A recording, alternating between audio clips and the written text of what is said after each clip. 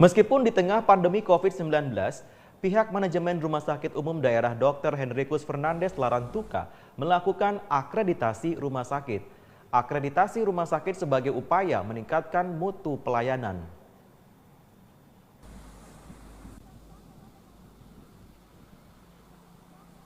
Semua rumah sakit, baik rumah sakit pemerintah maupun rumah sakit private, swasta maupun rumah sakit milik BUMN, wajib melaksanakan akreditasi.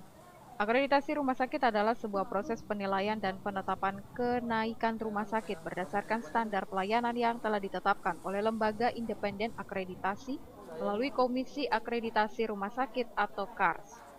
Akreditasi rumah sakit juga merupakan pengakuan terhadap rumah sakit yang diberikan oleh lembaga independen penyelenggara akreditasi berdasarkan hasil penilaian yang memenuhi standar pelayanan dalam upaya peningkatan mutu pelayanan rumah sakit secara berkesinambungan.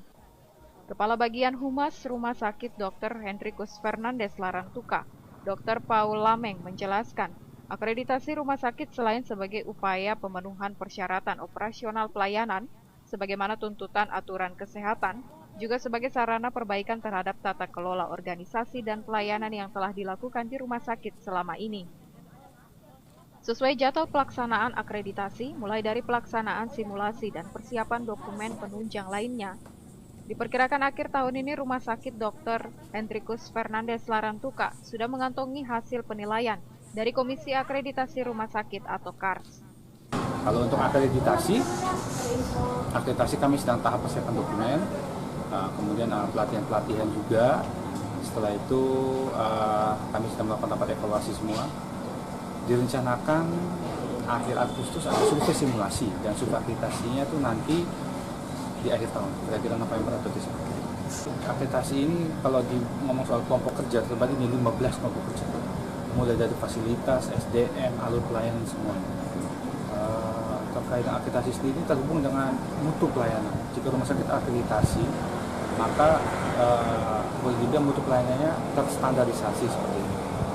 Kemudian dari sisi fokusnya, semua dokumen-dokumen sedang kami siapkan, termasuk pelatihan yang terkait dengan komunikasi dan juga manajemen risiko rumah sakit ini sedang kami siapkan.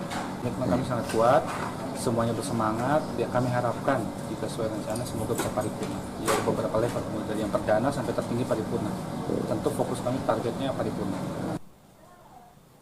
Kajian akreditasi rumah sakit diantaranya meliputi sasaran keselamatan pasien, akses ke rumah sakit dan kontinuitas, hak pasien dan keluarga, asesmen pasien, pelayanan asuhan pasien, pelayanan anestesi dan bedah, pelayanan kefarmasian dan penggunaan obat, manajemen komunikasi dan edukasi, serta peningkatan mutu dan keselamatan pasien, pencegahan dan pengendalian infeksi, tata kelola rumah sakit hingga manajemen fasilitas dan keselamatan, kompetensi dan kewenangan staf, dan manajemen informasi dan rekam medik.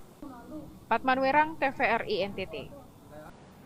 Saudara, program Kota Tanpa Kumuh atau Kotaku adalah upaya strategis Kementerian Pekerjaan Umum dan Perusahaan Rakyat untuk mempercepat penanganan pemukiman kumuh di Indonesia. Program Kotaku akan melakukan peningkatan kualitas pengelolaan serta pencegahan timbulnya permukiman kumuh baru dalam mendukung gerakan 100% akses universal air minum, 0% permukiman kumuh, dan 100% akses sanitasi layak.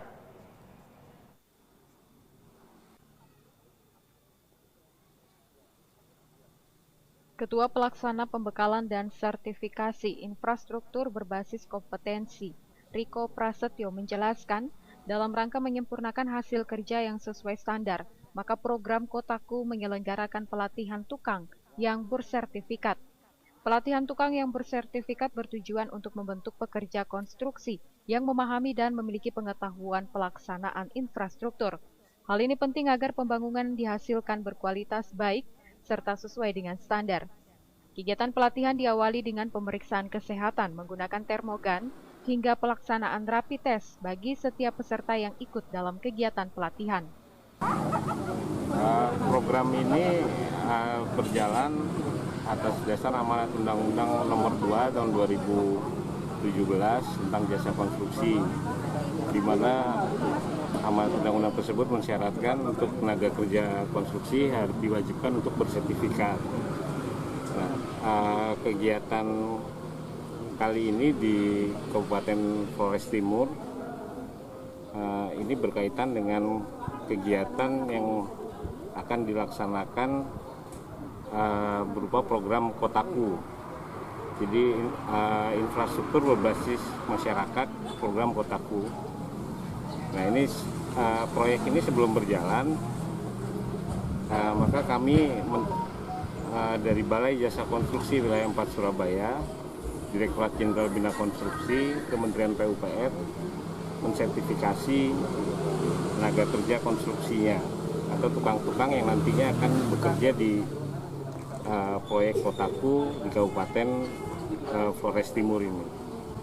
Sementara itu, menurut Thomas Bala, Askot Mandiri Kabupaten Flores Timur menjelaskan, pencapaian target 0% permukiman kumuh tahun 2020 di Kabupaten Flores Timur yang tersebar di 2 kelurahan, yaitu Kelurahan Eka Sapta dan Kelurahan Sarotari, Kecamatan Larantuka.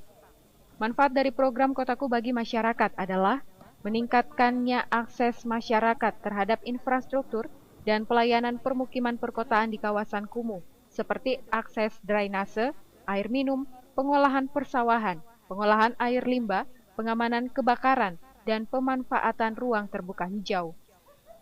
Untuk kedua kelurahan di Kota Larantuka, ditargetkan luas lahan pengukuran lahan kumuh.